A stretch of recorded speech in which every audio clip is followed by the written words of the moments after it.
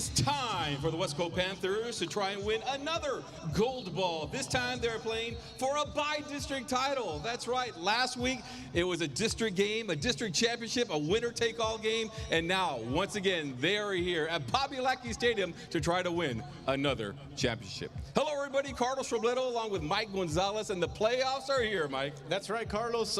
Man, wasn't last week, wasn't that special, winning a district championship at Edinburgh Economies? And you know what, Carlos, there's still plenty of room in that trophy case. I know we can add another golden ball to it, and what a way to do it tonight here in the by-district round right here at home. Yeah, that's right, Mike Gonzalez. And so let's take a look at what's at stake here tonight, a by-district championship. It'll be Weslaco versus San Benito, and the Panthers coming to this game with an 8-2 record. They're playing their best football of the season, having won 6 games in a row. Meanwhile, San Benito 2-8 overall, 2-2 in district.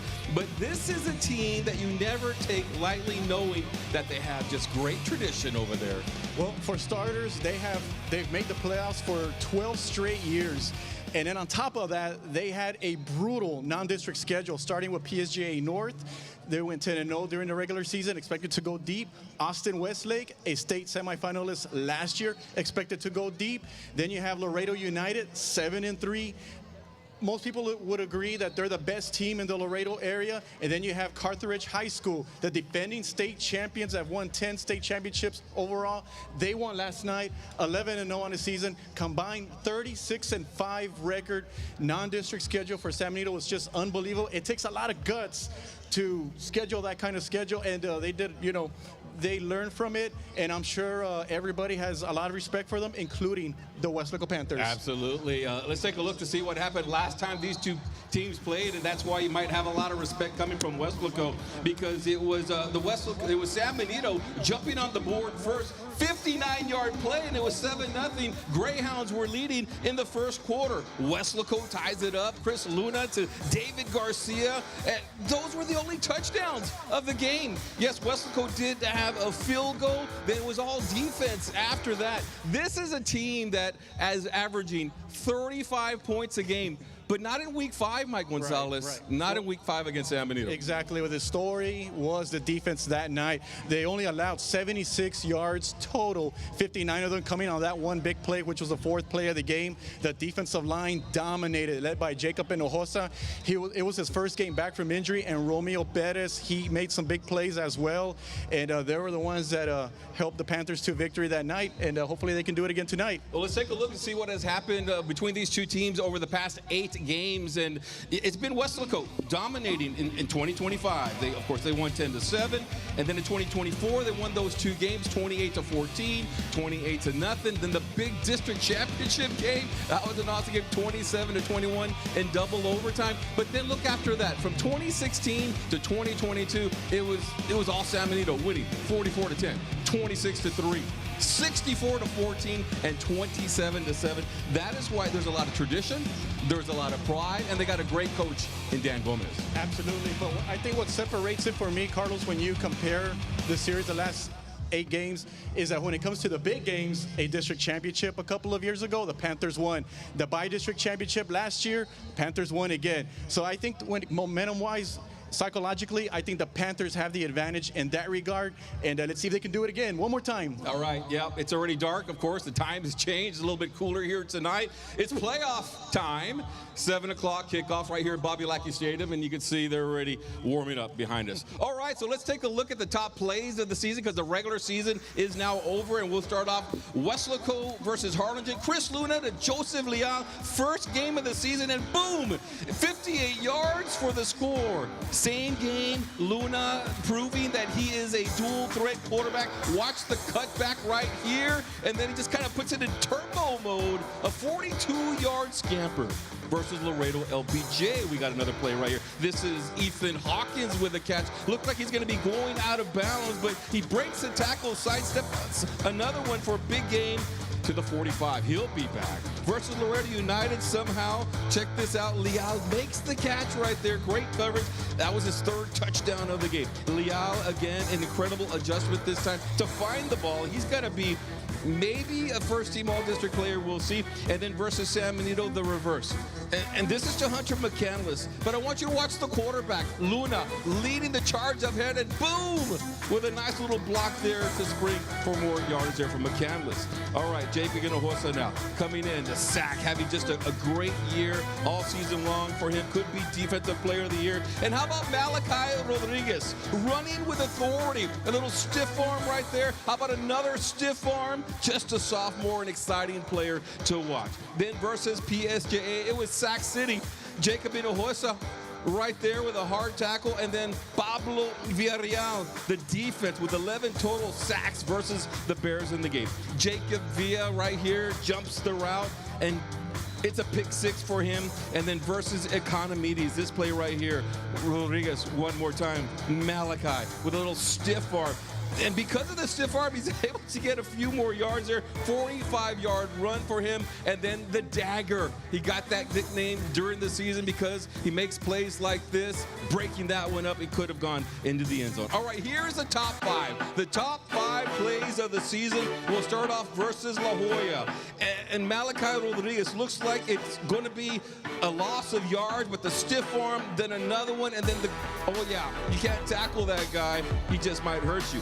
Versus Edinburgh, Ethan Zamora reads the defense, reads the play perfectly, shoots the gap, stops the run. And then Luna to Leal, and he just mossed the defender on that play.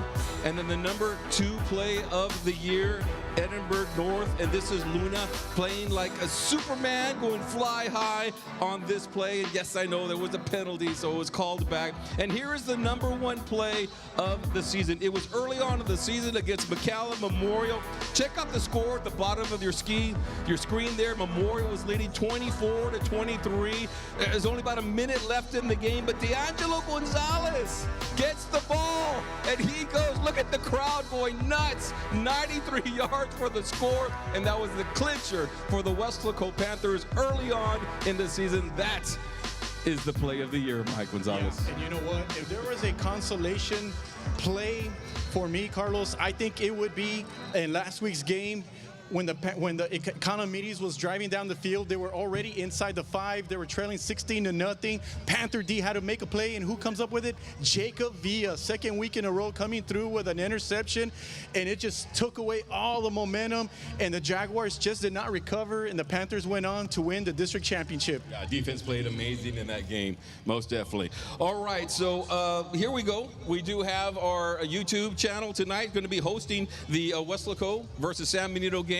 And Scott Harrison is back. So on the call will be Scott Harrison and Fred Atfalo. Guys, what's up? Well, we love those plays, and we're looking for some big ones tonight, aren't we, Fred? Yeah, we are. Hey, by the way, welcome back, buddy. Nice to see you. Hey, you've missed a lot in the last few weeks. 2 things I'll tell you you've missed.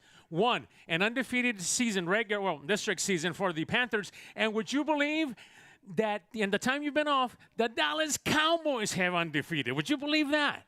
Well, I mean, they even lost to my Bears this year, so is that something to really brag about? Yeah, let's not talk about that. Hey, by the way, 2 players to watch here today. Malachi Rodriguez, you saw him in that package. He is the bone crusher. You got to watch him tonight. And then on the defense, there's one guy you have to keep an eye on all the time, maybe even double him.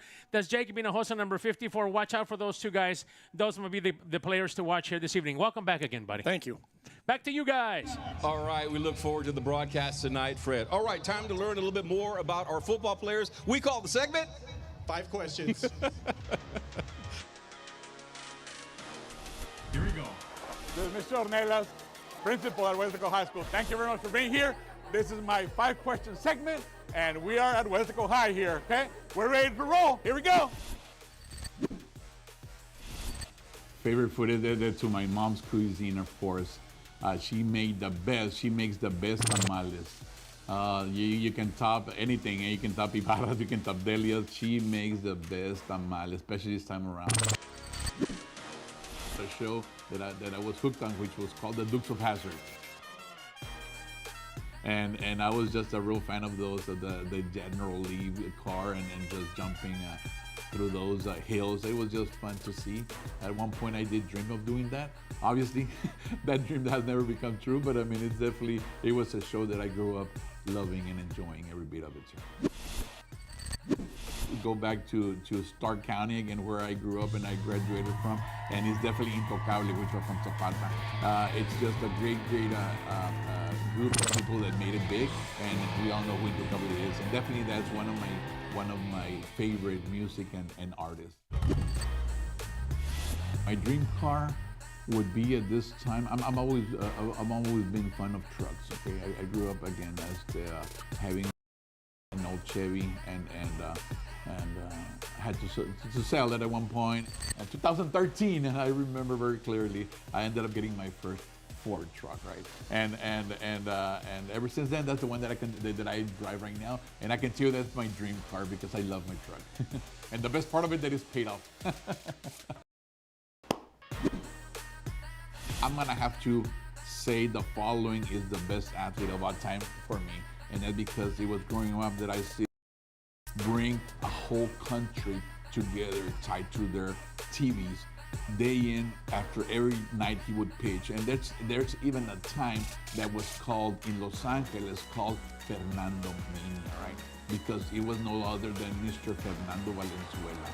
I grew up loving this guy because he brings a lot of beautiful memories like that is with our Lord now, and watching those games where he would pitch 130, 140 pitches. Alrighty, this is Mr. Ornelas saying thank you very much, Panther community. That concludes my 5-question segment, and all I can say is, go Panthers! All right, thank you very much, Mr. Ornelas, principal of West Local High School. And look who we have here. Oh my goodness, Pantera and Mascara. What is going on? I know that you have been around the border region. You've been in Canada. You've been to all these places in between, getting ready for all your matches. What are you doing here in West Local?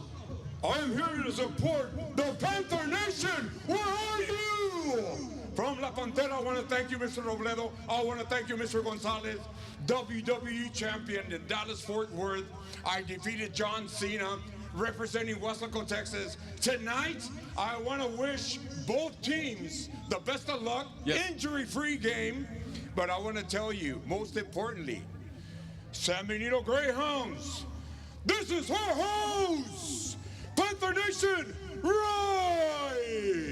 There you go. You heard it here first. Pantera and Mascara. He is making his prediction for the game. Let's check out the weather for tonight. It should be a good one. San Benito versus Weslaco for a bi-district championship. It's going to be 77 degrees. Mike Gonzalez. Yep. Perfect weather. Perfect weather. Yeah. We had a wrestler here. Great show. We were ready for the game. I was scared that he was going to body slam me. He was so excited. But, yeah, I think that fired up the crowd a little bit and fired up the players. Oh, no, he's back. He's ready to go. Thank you for joining us once again. For Mike Gonzalez, Pantera and Mascara, I'm Carlos Robledo. We will see you after the show.